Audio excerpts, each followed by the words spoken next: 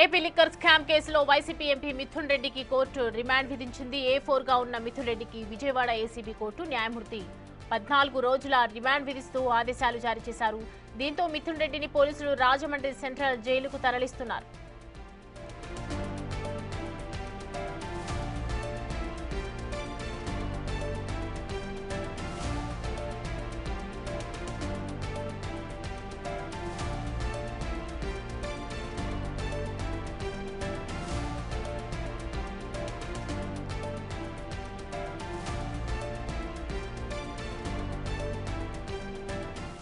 Right, ఈ అంశానికి సంబంధించి పూర్తి డీటెయిల్స్ అందించడానికి మా ప్రతినిధి నరసింహ సిద్ధంగా ఉన్నారు.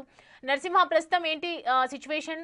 రిమాండ్ విధిస్తూ ఆదేశాలు జారీ చేసినటువంటి నేపథ్యంలో జైలుకు తీసుకెళ్లే అవకాశాలు ఎప్పుడు కనిపిస్తున్నాయి? ప్రస్తుతం అక్కడ డీటెయిల్స్ ఏ విధంగా ఉన్నాయి?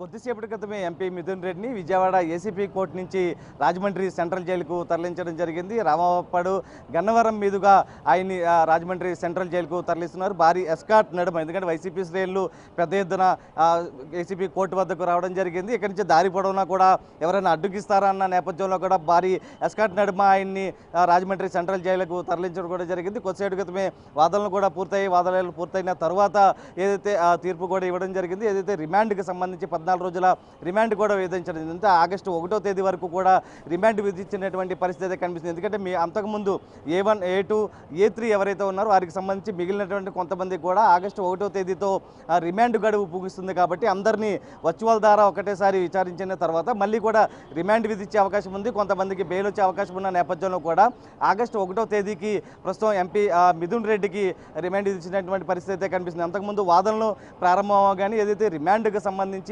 మిథున్ రెడ్డి తరపు న్యాయవాదులు రిమాండ్కు సంబంధించి తమకు అభ్యంతరం లేదంటూ కూడా చెప్పుకొచ్చినటువంటి పరిస్థితి. కానీ ఇక్కడ వాళ్ళు మెన్షన్ చేసింది కూడా ఒకటే పాయింట్, ఏదైతే మిథున్ రెడ్డికి సంబంధించి హార్ట్కు సంబంధించి ఈసీజీలో కొంత క్లాట్లు ఉన్నాయి, వాటికి సంబంధించి వైద్య పరీక్షల నిమిత్తం పంపించాల్సిన వైద్య పరీక్షలు చేయించుకునే విధంగా కూడా అవకాశం కల్పించాలంటూ కూడా ఏసీబీ న్యాయమూర్తిని కోరినటువంటి పరిస్థితి. దాంతోపాటు ఏదైతే ప్రస్తుతం ఆయన ఎంపీ హోదాలో ఉన్నారు కాబట్టి వై కేటగిరీ భద్రత కావాలి కాబట్టి ఏదైతే సెంట్రల్ జైలుకి సంబంధించి ప్రస్తుతం ఏంటంటే విజయవాడ, గుంటూరు సబ్ జైలుకి తరలిస్తే కనుక అక్కడ ఫెసిలిటీస్ సరిగా లేవు, దాంతోపాటు సరైన సౌకర్యాలు లేవు. కాబట్టి ప్రస్తుతం తాను ఎంపీగా ఉన్నాను కాబట్టి ఏదైతే సెంట్రల్ జైలుకి తరలించాలంటూ కూడా కోరినటువంటి నేపథ్యం. అంటే మొదటగా ఆయన నెల్లూరు చూస్ చేసుకున్నారు. అది కానీ ఒకవైపు ఏదైతే సిట్ తరపునటువంటి ప్రభుత్వం తరపునటువంటి న్యాయవాదులు గుంటూరు జైలు కూడా అన్ని అనుకూలంగా ఉన్నాయని చెప్పిన నేపథ్యంలో కూడా నెల్లూరు అడిగినటువంటి పరిస్థితి. ఈ నేపథ్యంలోనే మొత్తం కూడా ఒక వాదనలు కూడా జరిగినటువంటి పరిస్థితి. దాంతోపాటు ఏదైతే కొంత ఫెసిలిటీస్ కూడా అడిగినటువంటి పరిస్థితి అయితే కనిపిస్తుంది. ప్రధానంగా నెల్లూరులో దానికి సంబంధించి కొంత వైద్య పరీక్షలు కూడా ఉన్నాయి కాబట్టి ఈ నేపథ్యాలు కోరినటువంటి పరిస్థితి. దాంతోపాటు ఏదైతే ప్రస్తుతం ఏదైతే రిమాండ్ కాపీలు 28 పేజీల రిమాండ్ కూడా ఇవ్వడం జరిగింది. దాంట్లో మిథున్ రెడ్డి అన్ని విధాల మోసం చేశారు, దాంతోపాటు ఆర్థిక లావాదేవీలకు పాల్పడ్డారు, ప్రతిదీ కూడా తన కన్సర్న్లోనే జరిగిందంటూ కూడా సిట్ అధికారులు ఏసీబీ రిమాండ్ కాపీలో కూడా ఉంచినటువంటి పరిస్థితి. ఈ నేపథ్యంలోనే కొద్దిసేపు క్రితమే ఏదైతే మిథున్ రెడ్డిని రాజమండ్రి సెంట్రల్ జైలుకు తరలించినటువంటి పరిస్థితి. దారి వరపున కూడా ఎటువంటి అవాంఛనీయ ఘటనలు జరగకుండా భారీ ఎస్కాట్ నడుమ తరలించినటువంటి పరిస్థితి కనబడుతుంది. Right Narasimha, thanks for the updates.